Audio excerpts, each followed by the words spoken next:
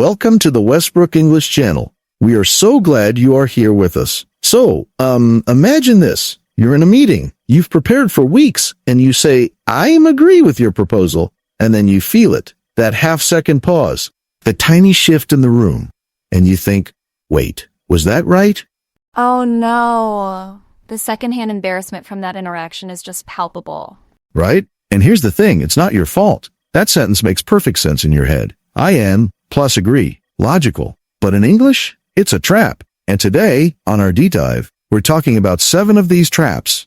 7 everyday mistakes that English learners make without even realizing it. And exactly what to say instead. And trust me, fixing just one of these will make you sound 10 times more natural. Let's get into it. Okay, let's start with the one we just heard. I am agree. This is probably the most common mistake we hear, right? Absolutely. And it makes total sense because in so many languages, Spanish, French, Portuguese, you do use the verb to be with agree. But in English, agree is the verb. You don't need am. So what should you say? Simple. I agree. That's it. Or I agree with you. Think of it this way. Agree is an action, not a state. You don't say I am run or I am eat. Same logic. That's a great way to remember it. And if you want to sound even more natural, instead of I am agree, try I completely agree or I totally agree. It adds that extra punch without the mistake. Okay, this next one trips up so many people.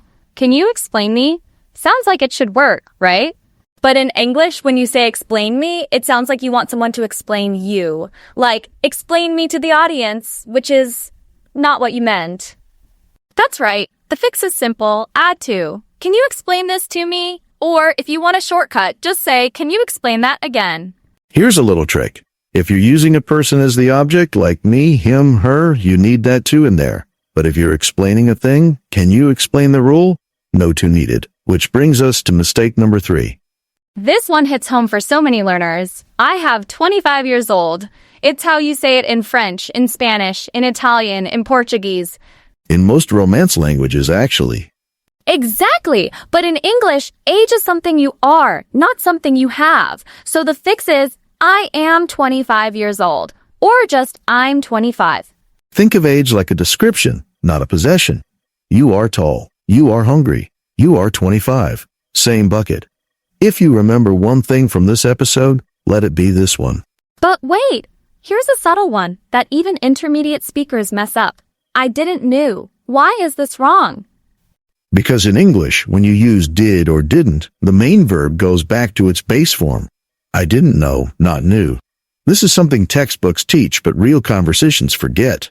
Oh, that is incredibly accurate. It's like driving a car with no shock absorbers. The did does all the heavy lifting of the past tense, so the second verb gets a break.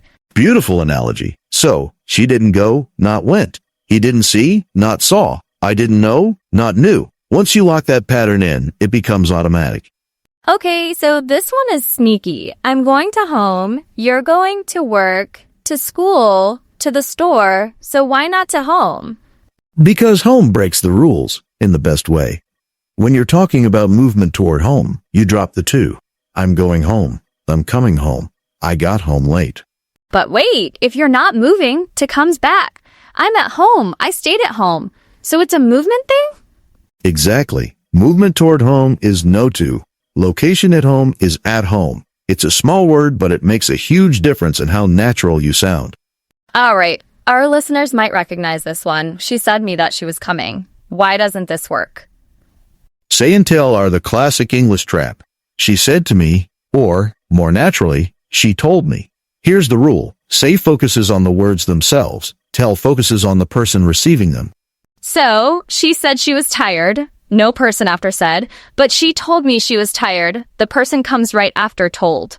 Perfect. And for our listeners, if you always put a person after tell, you'll be right 99% of the time. Tell me. Tell him. Tell your friend. Easy.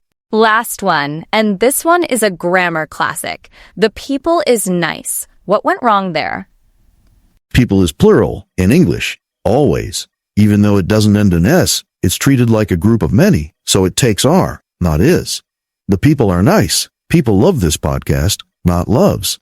I mean, think of people like a crowd. A crowd is many individuals, right? Same idea. People are, everyone is. That's the pairing to remember. So those are your 7 fixes. I am agree to, I agree. Explain me to me, I have 25 years old to I am 25. I didn't knew to, I didn't know. Going to home to, going home. She said me to, she told me. And people is to. People are. We are so proud of you for showing up today, pushing through the challenges of learning a new language and practicing your English with us. Thanks for joining us on this deep dive and keep exploring. Please don't forget to subscribe to the Westbrook English channel. We'll catch you on the next deep dive.